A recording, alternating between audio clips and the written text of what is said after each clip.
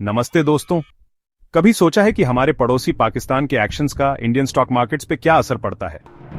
चलो देखते हैं कि बॉर्डर के पार जियोपॉलिटिकल और इकोनॉमिक इवेंट्स दलाल स्ट्रीट पर कैसे हलचल मचा सकते हैं। सबसे पहले जियोपॉलिटिकल टेंशंस के बारे में बात करते हैं।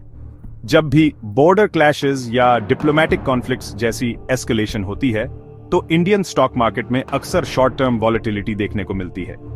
डिफेंस स्टॉक्स, ऑयल कंपनीज और इंफ्रास्ट्रक्चर फर्म्स तेजी से रिएक्ट कर सकते हैं। उदाहरण के लिए बीईएल और एचएएल जैसे स्टॉक्स में कुछ एक्शन देखने को मिल सकता है।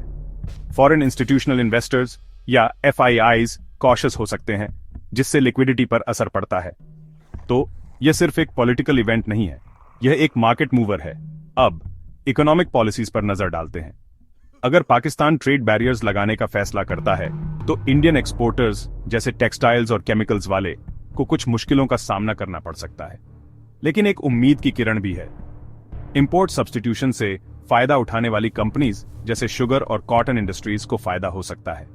यह एक कहावत जैसा है, एक दरवाजा बंद होता है तो दूसरा खुलता है। अब सस्टेन्ड टेंशंस को देखते हुए सिनेरियो थोड़ा बदल जाता है। लॉन्ग टर्म कॉन्फ्लिक्ट्स की वजह से डिफेंस स्पेंडिंग बढ़ सकती है, जो डिफेंस सेक्टर के स्टॉक्स के लिए अच्छी खबर है। भारत डायनामिक्स या भारत इलेक्ट्रॉनिक्स के बारे में सोचो। फिर भी मार्केट सेंटिमेंट आमतौर पर समय के साथ स्टेबल हो जाता है, जब तक कि सिचुएशन ज्यादा एस्केलेट न हो। इसलिए घबराओ मत, इन्फॉर्म्ड रहो। तो लॉन्ग टर्म इन्वेस्टमेंट के लिए सबसे अच्छे सेक्टर्स और स्टॉक्स कौन से हैं? ये रहे कुछ strong contenders. 1, technology and IT services.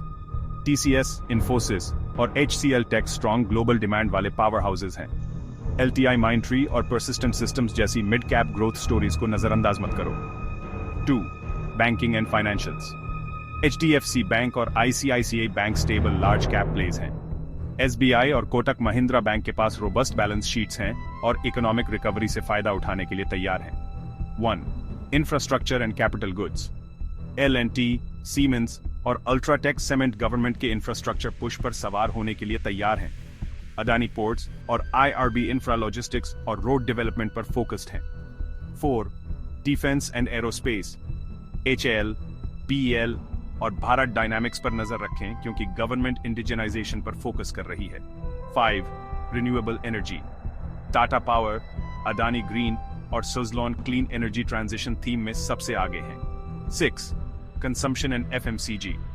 Nestlé, HUL और आईटीसी इन्फ्लेशन और स्टेबल डिमांड के खिलाफ रिजिलिएंट है।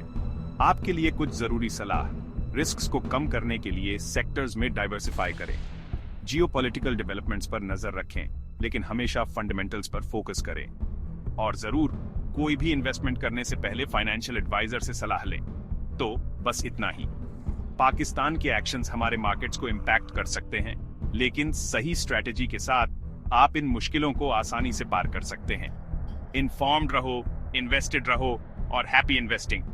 ज्यादा इंसाइट्स के लिए लाइक, शेयर और सब्सक्राइब करना ना भूलें। अगले वीडियो में मिलते हैं।